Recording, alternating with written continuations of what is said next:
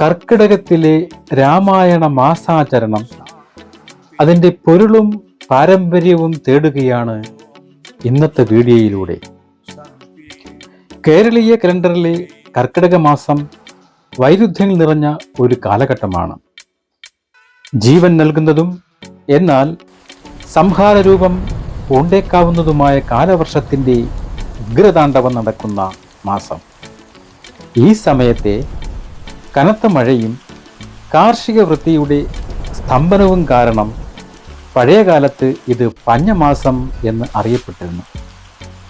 എന്നാൽ ഈ പ്രതിസന്ധിയുടെ കാലഘട്ടത്തെ അതിജീവനത്തിൻ്റെയും ആത്മീയ നവീകരണത്തിൻ്റെയും അവസരമാക്കി മാറ്റിയ ഒരു സാംസ്കാരിക പാരമ്പര്യം കേരളത്തിനുണ്ട്. അങ്ങനെയാണ് പഞ്ഞമാസം പുണ്യമാസമായി വിശേഷിച്ച് രാമായണ മാസമായി രൂപാന്തരപ്പെട്ടത്. കർക്കിടകത്തിൽ രാമായണം വായിക്കുന്ന പാരമ്പര്യത്തിന് പിന്നിലെ ഐതിഹ്യം ഒരു പ്രത്യേക കഥയോ പുരാവൃത്തമോ അല്ല, മറിച്ച് കാലാവസ്ഥ, കൃഷി, ആരോഗ്യം, ജ്യോതിഷം, ചരിത്രം, സാമൂഹിക പശ്ചാത്തലം എന്നിവയെല്ലാം ഇഴചേർന്നുണ്ടായ ഒരു സങ്കീർണമായ സാംസ്കാരിക പ്രതിഭാസമാണിത്. പ്രതികൂല സാഹചര്യങ്ങളെ ശാരീരികവും മാനസികവും ആത്മീയവുമായ കരുത്താർജിക്കാനുള്ള അവസരമാക്കി മാറ്റുന്ന ഒരു അതിജീവന തന്ത്രമാണിത്. ഈ വീഡിയോ രാമായണ മാസാചരണത്തിൻ്റെ ബഹുമുഖമായ കാരണങ്ങൾ, തുഞ്ചത്തെഴുത്തച്ഛൻ്റെ അധ്യാത്മരാമായണത്തിൻ്റെ കേന്ദ്രസ്ഥാനം, അനുബന്ധമായ ആചാരാനുഷ്ഠാനങ്ങൾ, ഈ പാരമ്പര്യത്തിൻ്റെ ചരിത്രപരമായ വളർച്ചയും പുനരുജ്ജീവനവും എന്നിവ ആഴത്തിൽ പരിശോധിക്കുന്നു. കർക്കിടകത്തെ രാമായണ മാസമായി തിരഞ്ഞെടുത്തതിന് പിന്നിലെ കാരണങ്ങൾ മനസ്സിലാക്കാൻ ആ മാസത്തിൻ്റെ തനതായ സ്വഭാവ വിശേഷതകൾ ആദ്യം അറിയണം. പ്രകൃതിയുടെ രൗദ്രഭാവവും ജ്യോതിഷപരമായ പ്രത്യേകതകളും ആയുർവേദപരമായ കാഴ്ചപ്പാടുകളും ഒത്തുചേർന്നാണ് കർക്കിടകത്തിന് ഈ പ്രാധാന്യം നൽകുന്നത്. കർക്കിടകം തെക്കു പടിഞ്ഞാറൻ കാലവർഷത്തിൻ്റെ ഏറ്റവും ശക്തമായ ഘട്ടമാണ്. ഇടമുറിയാത്ത കനത്ത മഴയും വെള്ളപ്പൊക്കവും ഈ കാലത്തിൻ്റെ മുഖമുദ്രയാണ്. ആന പോലും അടിതെറ്റുന്ന കാലാവസ്ഥ എന്ന ചൊല്ല് ഈ മാസത്തിൻ്റെ കാഠിന്യം വ്യക്തമാക്കുന്നു. ഈ കഠിനമായ കാലാവസ്ഥ പലതരത്തിലുള്ള പ്രായോഗിക ബുദ്ധിമുട്ടുകൾക്ക് കാരണമായി. കൃഷിപ്പണികൾ പൂർണ്ണമായും നിലയ്ക്കുകയും വരുമാനം ഇല്ലാതാവുകയും ചെയ്യുന്നതിനാൽ പഴയകാലത്ത് ഈ മാസം കടുത്ത ദാരിദ്ര്യത്തിൻ്റെതായിരുന്നു. അതുകൊണ്ടാണ് കർക്കിടകത്തിന് പഞ്ഞമാസം എന്ന പേര് വന്നത്. സൂര്യപ്രകാശത്തിൻ്റെ അഭാവവും നിരന്തരമായ ഈർപ്പവും രോഗങ്ങൾ പടർന്നു പിടിക്കാൻ അനുകൂലമായ സാഹചര്യം സൃഷ്ടിച്ചു. ഇത് ശാരീരികമായ അവശതകൾക്കും കാരണമായി. തൊഴിലില്ലായ്മയും ദാരിദ്ര്യവും രോഗങ്ങളും ചേർന്ന് സൃഷ്ടിക്കുന്ന മാനസികവും ശാരീരികവുമായ തളർച്ചയെ മറികടക്കാൻ ക്രിയാത്മകവും പ്രതീക്ഷ നൽകുന്നതുമായ ഒരു പ്രവൃത്തി ആവശ്യമായിരുന്നു. ഈ ശൂന്യതയിലേക്കാണ് രാമായണ പാരായണം ഒരു ആത്മീയ പരിഹാരമായി കടന്നു വന്നത്. ജ്യോതിഷപരമായി കർക്കിടകം ഒരു സുപ്രധാനമായ സംക്രമണ കാലഘട്ടമാണ്. സൂര്യൻ ദക്ഷിണ ദിശയിലേക്കുള്ള തൻ്റെ 6 മാസത്തെ യാത്ര ആരംഭിക്കുന്നത് ഈ മാസത്തിലാണ്. ഈ കാലത്തെ ദക്ഷിണായനം എന്ന് പറയുന്നു. ഹൈന്ദവ വിശ്വാസമനുസരിച്ച് സൂര്യൻ്റെ വടക്കോട്ടുള്ള യാത്രയായ ഉത്തരായനം ദേവന്മാരുടെ പകൽ സമയവും ദക്ഷിണായനം അവരുടെ രാത്രിയുമാണ്. ദേവന്മാരുടെ രാത്രി ആരംഭിക്കുന്നതിൻ്റെ ആദ്യഘട്ടമായതിനാൽ കർക്കിടകത്തെ ദേവസന്ധ്യ എന്നും വിശേഷിപ്പിക്കാറുണ്ട്. ഈ സന്ധ്യാവേളയിൽ പ്രപഞ്ചത്തിൽ താമസിക ശക്തികൾക്ക് പ്രാബല്യം കൂടുമെന്നും തന്മൂലം മനുഷ്യർക്ക് ആത്മീയമായ ബലക്ഷയം സംഭവിക്കാമെന്നും ഒരു വിശ്വാസമുണ്ട്. ആത്മാവിൻ്റെ കാരകനായ സൂര്യന് ഈ സമയത്ത് ബലക്ഷയം സംഭവിക്കുന്നതായും സങ്കല്പമുണ്ട്.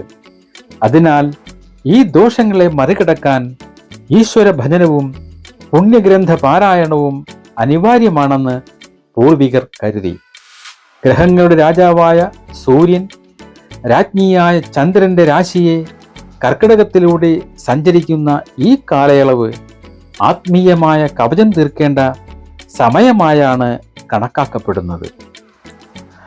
ആയുർവേദ ശാസ്ത്രപ്രകാരം കർക്കിടക മാസത്തിൽ മനുഷ്യ ശരീരത്തിലെ ദഹനശക്തി, അതായത് അഗ്നിരസം, ഏറ്റവും കുറഞ്ഞിരിക്കും. ഇത് ശരീരത്തിൽ വിഷാംശങ്ങൾ അടിഞ്ഞുകൂടാനും ത്രിദോഷങ്ങളായ വാതം, പിത്തം, കഫം എന്നിവയുടെ സന്തുലിതാവസ്ഥ തെറ്റാനും കാരണമാകും.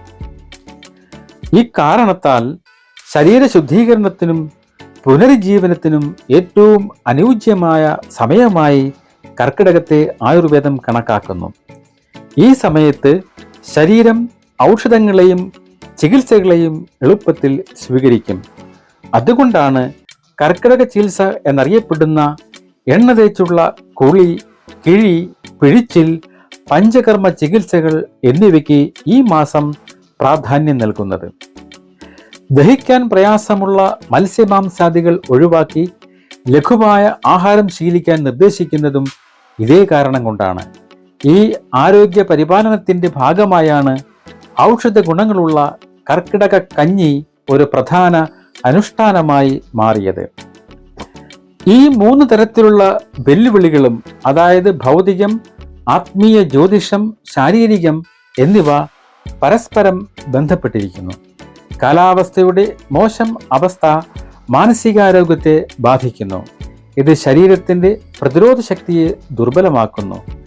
ജ്യോതിഷപരമായ വിശ്വാസങ്ങൾ ഈ ദുർബലാവസ്ഥയ്ക്ക് ഒരു പ്രപഞ്ചപരമായ വിശദീകരണം നൽകി അതിനെ ആത്മീയമായ ഒരു പ്രതിസന്ധിയായി അവതരിപ്പിച്ചു. ഈ ബഹുമുഖമായ പ്രശ്നത്തിന് ഒരു ഏകീകൃത പരിഹാരം എന്ന നിലയിലാണ് രാമായണ മാസാചരണം പ്രസക്തമാകുന്നത്. അത് നിഷ്ക്രിയതയെയും നിരാശതയെയും അകറ്റാൻ സഹായിക്കുന്ന ഒരു കർമ്മം നൽകുന്നു. ദക്ഷിണായനത്തിന്റെ ദോഷങ്ങളെ പ്രതിരോധിക്കാൻ ഒരു ആത്മീയ കവചം തീർക്കുന്നു. ഒപ്പം ശരീരത്തെ ശക്തിപ്പെടുത്തുന്ന ആരോഗ്യചര്യകളുമായി അതിനെ ബന്ധിപ്പിക്കുകയും ചെയ്യുന്നു. അങ്ങനെ കർക്കിടകം ഒരു പ്രശ്ന പരിഹാരത്തിനുള്ള സമഗ്രമായ ഒരു സാംസ്കാരിക പദ്ധതിയായി മാറുന്നു. കർക്കിടകത്തിലെ പ്രതിസന്ധികളെ നേരിടാൻ ഒരു പുണ്യഗ്രന്ഥം തിരഞ്ഞെടുക്കേണ്ടി വന്നപ്പോൾ എന്തുകൊണ്ട് രാമായണം തിരഞ്ഞെടുക്കപ്പെട്ടു എന്നത് പ്രധാനമാണ്.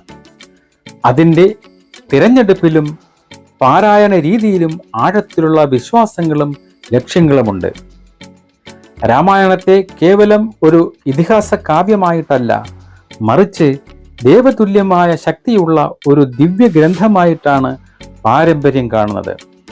മഹാവിഷ്ണു രാമനായും വേദം രാമായണമായും അവതരിച്ചു എന്ന വിശ്വാസം ഇതിന് അടിവരയിടുന്നു.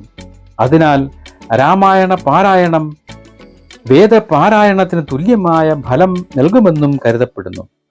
ധർമ്മത്തിന്റെ വിജയവും അധർമ്മത്തിന്റെ പതനവും വ്യക്തമാക്കുന്ന രാമായണം പ്രതിസന്ധികളുടെ കാലഘട്ടത്തിൽ ശരിയായ പാതയിൽ സഞ്ചരിക്കാൻ മനുഷ്യർക്ക് പ്രചോദനവും മാർഗനിർദ്ദേശവും നൽകുന്നു. ഇതിനെ 5ാമത്തെ വേദമായി പരിഗണിക്കുന്നതും ഇതുകൊണ്ടാണ്. കേരളത്തിൽ ഈ ആചരണത്തിനായി പ്രധാനമായും ഉപയോഗിക്കുന്നത് 16ാം നൂറ്റാണ്ടിൽ തുഞ്ചത്ത് രാമാനുജൻ എഴുത്തച്ഛൻ രചിച്ച അധ്യാത്മരാമായണ കിളിപ്പാട്ട് ആണ്. ഈ തെരഞ്ഞെടുപ്പിന് സവിശേഷമായ പ്രാധാന്യമുണ്ട്. വാത്മീകി രാമായണത്തിൽ രാമനെ ഒരു ഉത്തമ പുരുഷനായി അല്ലെങ്കിൽ മര്യാദ പുരുഷോത്തമനായി അവതരിപ്പിക്കുമ്പോൾ എഴുത്തച്ഛന്റെ അധ്യാത്മരാമായണം രാമനെ പൂർണ്ണ അവതാരവും തൻ്റെ ദൈവികമായ ദൗത്യത്തെക്കുറിച്ച് ബോധവാനുമായ ഈശ്വരനായിട്ടാണ് ചിത്രീകരിക്കുന്നത്. ഈ അവതരണ രീതി ഗ്രന്ഥത്തിന് ഭക്തിയുടെ തലം നൽകുന്നു. ദുരിതപൂർണമായ ഒരു മാസത്തിൽ കേവലം ഒരു മാതൃകയേക്കാൾ അഭയം നൽകുന്ന ഒരു ഈശ്വര സങ്കല്പമാണ് ഭക്തർക്ക് കൂടുതൽ ആശ്വാസം നൽകുന്നത്. കിളിയെക്കൊണ്ട് കഥ പറയിക്കുന്ന കിളിപ്പാട്ട് ശൈലി കാവ്യത്തിന് ലളിതമായ ഈണവും ജനകീയതയും നൽകി. ഇത് സാധാരണക്കാർക്കിടയിൽ അതിവേഗം പ്രചരിക്കാൻ കാരണമായി. അങ്ങനെ ഭക്തിയും ലാവണ്യവും ഒത്തുചേർന്ന അധ്യാത്മരാമായണം കർക്കിടകത്തിലെ പാരായണത്തിന് ഏറ്റവും അനുയോജ്യമായ ഗ്രന്ഥമായി മാറി. രാമായണ പാരായണം ചിട്ടയോടെ അനുഷ്ഠിക്കേണ്ട ഒരു വ്രതമായാണ് കണക്കാക്കപ്പെടുന്നത്. ഒന്നാമതായി വേണ്ടത് ശുദ്ധിയാണ്. പാരായണം ചെയ്യുമ്പോൾ കുളിച്ച് ശുദ്ധി വരുത്തി ശുഭ്രവസ്ത്രം ധരിക്കണം. നെറ്റിയിൽ ഭസ്മമോ ചന്ദനമോ തൊടുന്നത് ഉത്തമമാണ്. പൂജാമുറിയിലെ ക്രമീകരണമോ നിലവിളക്ക് കൊളുത്തിവെച്ച് അതിന് മുന്നിൽ നിന്നാണ് പാരായണം ചെയ്യേണ്ടത്. 2, 5, 7 തിരികളിടാം. ശ്രീരാമ പട്ടാഭിഷേക ചിത്രത്തിന് മുന്നിൽ നിന്ന് വായിക്കുന്നത് ശ്രേഷ്ഠമായി കരുതാം. കാരണം പട്ടാഭിഷേകം എല്ലാ കഷ്ടപ്പാടുകളെയും വിജയകരമായ പരിസമാപ്തിയെയും അതേപോലെ തന്നെ ധർമ്മരാജ്യ സ്ഥാപനത്തെയും സൂചിപ്പിക്കുന്നു. ഇനി പാരായണത്തിന്റെ ഇരിപ്പും ദിശയുമാണെങ്കിലോ വെറും നിലത്തിരിക്കാതെ ഒരു പലകയിലോ, അതായത് ആവണപ്പലകയിലോ പായിലോ ഇരുന്ന് കിഴക്കോട്ടോ വടക്കോട്ടോ അഭിമുഖമായി പാരായണം ചെയ്യണം. ഇനി പാരായണത്തിന്റെ രീതി എന്ന് പറയുന്നത് 1 മാസം കൊണ്ട് രാമായണം പൂർണ്ണമായി വായിച്ചു തീർക്കുക എന്നതാണ് ലക്ഷ്യം. കഥയിലെ ദുഃഖകരമായ സന്ദർഭങ്ങളിൽ പാരായണം നിർത്തരുത്. അതുപോലെ ഒരു കഥാസന്ദർഭത്തിന്റെ മധ്യത്തിൽ വെച്ച് നിർത്തുന്നതും ശരിയല്ല. വായന അവസാനിപ്പിക്കേണ്ടത് ശ്രീരാമ പട്ടാഭിഷേകം വായിച്ചുകൊണ്ടാണ്. ഇത് ശുഭകരമായ പര്യവസാനത്തെ പ്രതീകവൽക്കരിക്കുന്നു. രാമായണ പാരായണം സർവ്വ ഐശ്വര്യങ്ങളും നൽകുമെന്നാണ് വിശ്വാസം. സർവ്വരോഗ നിവൃത്തി, ആയുസ്, ശത്രുജയം, സന്താനലാഭം, സർവാർത്ഥസിദ്ധി എന്നിവയെല്ലാം ഫലശ്രുതികളിൽ പെടുന്നു. ഇതിലുപരി രാമായണത്തിലെ ഓരോ കാണ്ഡത്തിൻ്റെയും പ്രത്യേക സർഗങ്ങൾ പാരായണം ചെയ്യുന്നത് ഓരോ പ്രത്യേക അഭീഷ്ടങ്ങൾ സാധിക്കാൻ സഹായിക്കുമെന്ന ശക്തമായ വിശ്വാസവും നിലവിലുണ്ട്. ഇത് രാമായണ പാരായണത്തെ ഒരു പ്രാദേശിക അനുഷ്ഠാനമാക്കി മാറ്റുന്നു. ഇന്ന് നാം കാണുന്ന രൂപത്തിലുള്ള രാമായണ മാസാചരണം ഒരു നീണ്ട ചരിത്ര പരിണാമത്തിന്റെ ഫലമാണ്. അതിന് പാരമ്പര്യത്തിന്റെ വേരുകളും ആധുനിക കാലത്തെ പുനരുജ്ജീവനത്തിന്റെ കഥയുമുണ്ട്. കർക്കിടകത്തിൽ രാമായണം വായിക്കുന്ന ശീലം കേരളത്തിൽ നൂറ്റാണ്ടുകളായി നിലനിന്നിരുന്ന ഒരു പാരമ്പര്യമാണ്. ഇത് പ്രധാനമായും വീടുകളിലും തറവാടുകളിലും ഒതുങ്ങി നിന്ന ഒരു അനുഷ്ഠാനമായിരുന്നു. സമ്പന്ന ഗൃഹങ്ങളിൽ പാരായണത്തിനായി പണ്ഡിതന്മാരെയും എഴുത്തച്ഛന്മാരെയും ക്ഷണിച്ചു വരുത്തുന്ന പതിവുണ്ടായിരുന്നു. സാധാരണക്കാരായ തൊഴിലാളികൾക്കിടയിൽ പോലും അവരുടെ നാടൻ പാട്ടുകളിലും കൃഷിപ്പാട്ടുകളിലും രാമായണ കഥകൾ ഇടചേർന്നിരുന്നു. ഇത് രാമായണത്തിന്റെ ജനകീയ സ്വാധീനം എത്രത്തോളം ഉണ്ടായിരുന്നുവെന്ന് കാണിക്കുന്നു. 20-ാം നൂറ്റാണ്ടിന്റെ മധ്യത്തോടെ കേരളത്തിലുണ്ടായ സാമൂഹികവും രാഷ്ട്രീയവുമായ മാറ്റങ്ങൾ ഈ പാരമ്പര്യത്തിനും മങ്ങലേൽപ്പിച്ചു. യുക്തിവാദപരവും ഭൗതികവാദപരവുമായ ചിന്തകളുടെയും രാഷ്ട്രീയ പ്രസ്ഥാനങ്ങളുടെയും വളർച്ചയോടെ രാമായണ പാരായണം പോലുള്ള ആചാരങ്ങൾക്ക് ഒരു വിഭാഗം ആളുകൾക്കിടയിൽ കാലഹരണപ്പെട്ടതായുള്ള ചിന്തയുണ്ടായി അങ്ങനെ കണക്കാക്കപ്പെട്ടു. വീടുകളിലെ രാമായണ പാരായണം ഗണ്യമായി കുറഞ്ഞു. എന്നാൽ 1980കളുടെ തുടക്കത്തിൽ ഈ പാരമ്പര്യത്തിന് ശക്തമായ ഒരു പുനരുജ്ജീവനം ഉണ്ടായി. അടിയന്തരാവസ്ഥയ്ക്ക് ശേഷം എറണാകുളത്ത് വെച്ച് നടന്ന വിശാല ഹിന്ദു സമ്മേളനത്തിൽ വെച്ച് ആധ്യാത്മിക സാംസ്കാരിക സംഘടനകളുടെ നേതൃത്വത്തിൽ കർക്കിടക മാസം രാമായണ മാസമായി ആചരിക്കാൻ ഔദ്യോഗികമായി ആഹ്വാനം ചെയ്യപ്പെട്ടു. ഇതൊരു നിർണായകമായ വഴിത്തിരിവായിരുന്നു. ഈ സംഘടിത ശ്രമം വീടുകളിൽ ഒതുങ്ങി നിന്നിരുന്ന ഒരു ശീലത്തെ ഒരു സാമൂഹികവും സാംസ്കാരികവുമായ ആഘോഷമാക്കി മാറ്റി. ക്ഷേത്രങ്ങളിലും പൊതുവേദികളിലും വീടുകളിലും രാമായണ പാരായണം വ്യാപകമായി. ഈ പുനരുജ്ജീവനത്തിന്റെ ഫലമായി എഴുത്തച്ഛന്റെ ആധ്യാത്മിക രാമായണത്തിന്റെ അച്ചടിയും വിൽപ്പനയും പല മടങ്ങ് വർദ്ധിച്ചു. മലയാളത്തിൽ ഏറ്റവും കൂടുതൽ വിൽക്കപ്പെടുന്ന ഗ്രന്ഥങ്ങളിലൊന്നായി അത് മാറി. രാമാനന്ദ സാഗറിന്റെ രാമായണം ടെലിവിഷൻ പരമ്പരയുടെ വരവ് ഈ ജനകീയതയ്ക്ക് ആക്കം കൂട്ടി. അതുകൊണ്ട് ഇന്നത്തെ രാമായണ മാസാചരണത്തെ മനസ്സിലാക്കുമ്പോൾ ഈ ഇരട്ട ചരിത്രം തിരിച്ചറിയേണ്ടതുണ്ട്. 1, മഴക്കാലത്തെ ദുരിതങ്ങളിൽ നിന്ന് ആശ്വാസം കണ്ടെത്താൻ പൂർവികർ അനുഷ്ഠിച്ചു പോന്ന പഴയ പാരമ്പര്യം. 2, 20-ാം നൂറ്റാണ്ടിൽ ഒരു സാംസ്കാരിക സ്വത്വബോധത്തിന്റെ ഭാഗമായി ബോധപൂർവം പുനരുജ്ജീവിപ്പിക്കപ്പെട്ട പുതിയ പാരമ്പര്യം. ഈ പുനർജീവനമാണ് ഇന്നത്തെ ആചരണത്തിൻ്റെ വ്യാപകമായ രൂപത്തിനും അതിൻ്റെ സാമൂഹിക പ്രാധാന്യത്തിനും പിന്നിലെ പ്രധാന കാരണം. രാമായണ പാരായണം കർക്കിടകത്തിലെ ഏറ്റവും പ്രധാനപ്പെട്ട അനുഷ്ഠാനമാണെങ്കിലും അത് ഒരു വലിയ ആചാരക്രമത്തിൻ്റെ ഭാഗം മാത്രമാണ്.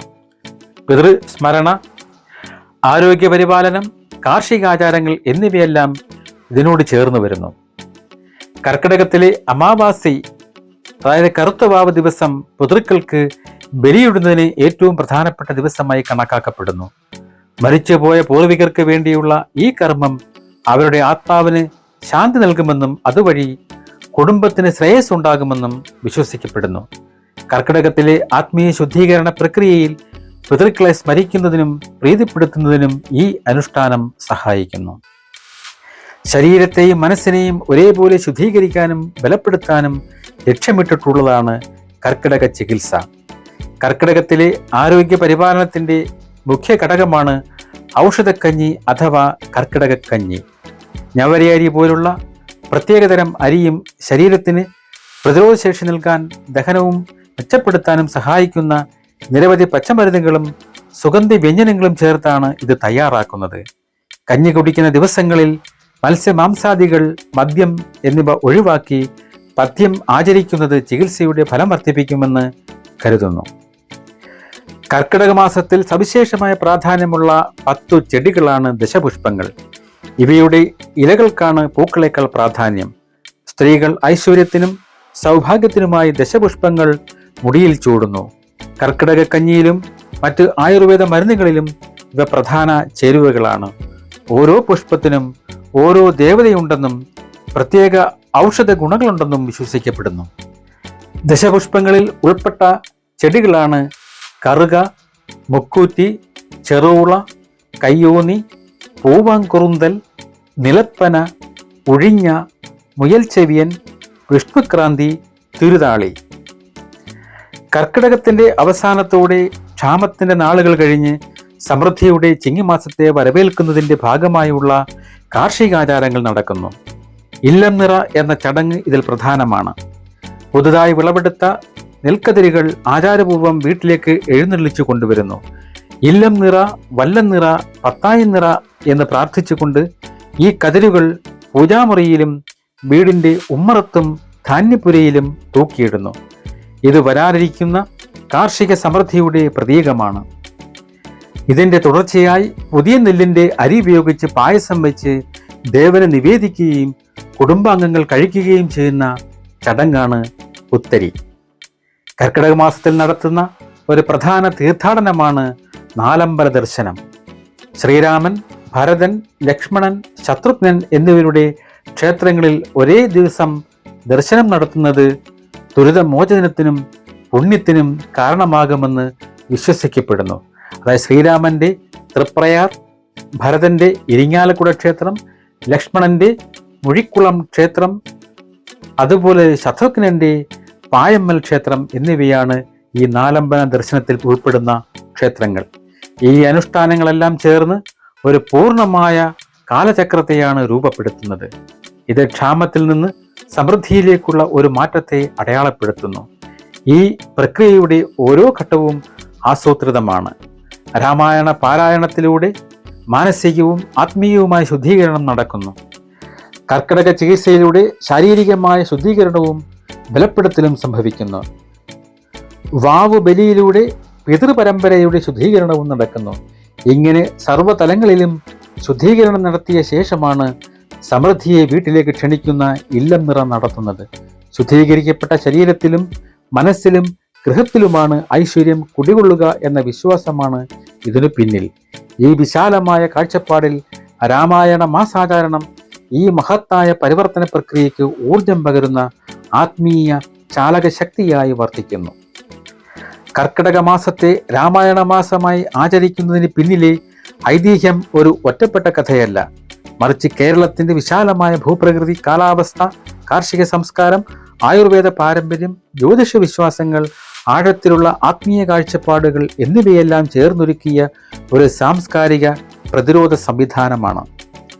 പഞ്ഞവും രോഗങ്ങളും നിറഞ്ഞ കഠിനമായ ഒരു കാലത്തെ ആത്മീയവും ശാരീരികവുമായ നവീകരണത്തിനുള്ള അവസരമാക്കി മാറ്റാനുള്ള പൂർവികരുടെ പ്രായോഗിക ജ്ഞാനമാണ് ഈ ആചരണത്തിൻ്റെ കാതൽ.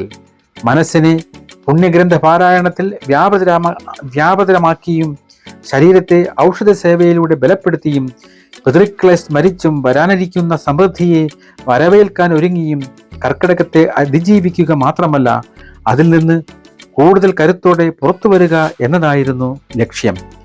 കാലാന്തരത്തിൽ ഈ പാരമ്പര്യത്തിന് മങ്ങലേറ്റെങ്കിലും ആധുനിക കാലത്തുണ്ടായ സംഘടിതമായ പുനരുജ്ജീവനം അതിൻ്റെ പ്രസക്തിയും പ്രാധാന്യവും വർദ്ധിപ്പിച്ചു. ഇന്ന് രാമായണ മാസാചരണം മലയാളിയുടെ സാംസ്കാരികവും ആത്മീയവുമായ ജീവിതത്തിൽ ഒരു സുപ്രധാന അടയാളമായി നിലകൊള്ളുന്നു.